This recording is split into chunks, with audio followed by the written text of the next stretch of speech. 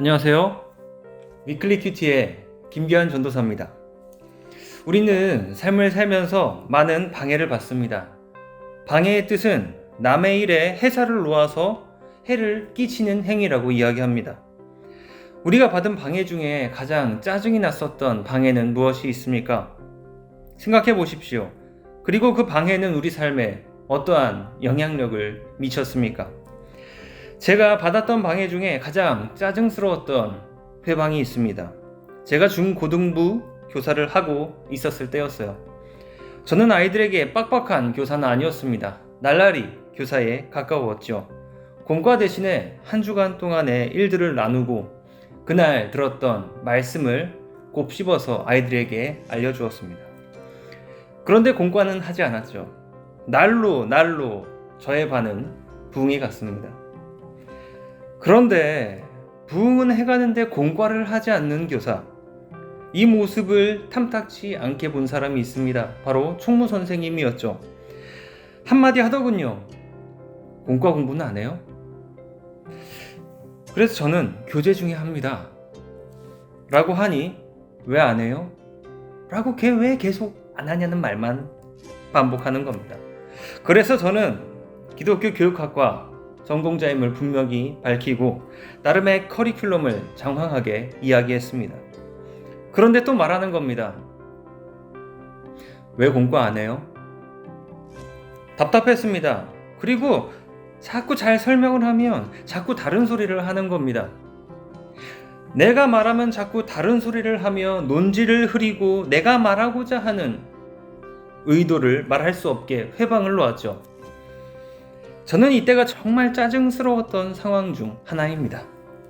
성경에도 이와 같이 회방을 놓아 정말 짜증나게 하는 상황이 나옵니다. 주일날 나누었던 본문 4장의 내용이죠. 이스라엘 백성들이 성전 건립이라는 목적을 향해 열심히 달려가는데 대적자들이 나옵니다. 그리고 목적을 이루지 못하도록 회방을 놓습니다. 고소하고 상소하고 폭력을 쓰고 안 좋은 소문을 퍼뜨리기 시작한 것이죠. 결국 성전 건립은 엄청나게 늦어집니다. 하지만 학계, 스가랴 등 하나님의 사람들에게 말씀을 맡겨주시어 예언케 하십니다. 예언케 하셔서 하나님의 일을 시작하시는 것이죠. 보이지 않는 능력으로 말이에요. 결국 왕의 마음까지 움직이시어 방해하는 사람들이 도리어 너희가 가서 돕고 성전 건립이 중단되지 않도록 하여라 라는 명령까지 받게 됩니다. 이와 같이 방해에서 해방됨은 하나님께서 일하시어서 생기는 일입니다. 이것은 하나님의 우리를 향한 하나님의 목적인 거예요. 우리에게 목적이 있듯이 하나님의 목적은 우리를 방해해서 해방시키시는 겁니다. 그 누구도 하나님을 회방 놓을 수는 없지요. 사랑하는 여러분, 우리는 하나님의 자녀로 살아가는 목적을 가지고 살아가고 있습니다. 나의 인생에서 하나님을 주장합니다.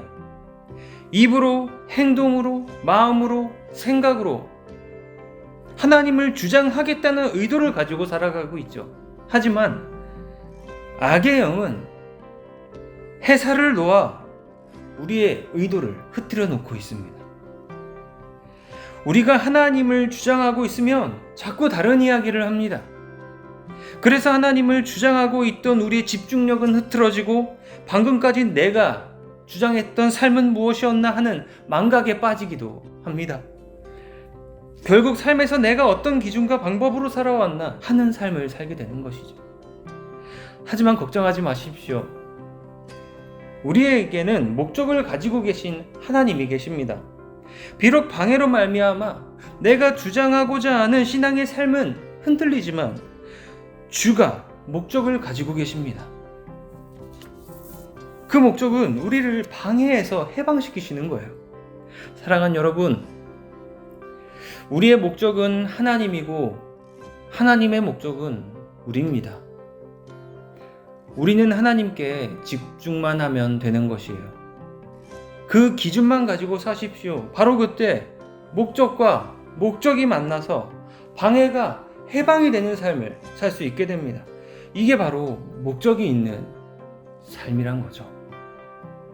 한 주간 동안 큰 목적을 가지고 삶을 살아 큰 승리를 얻고 더 큰 기쁨으로 만나는 우리 모두가 되길 간절히 기원합니다.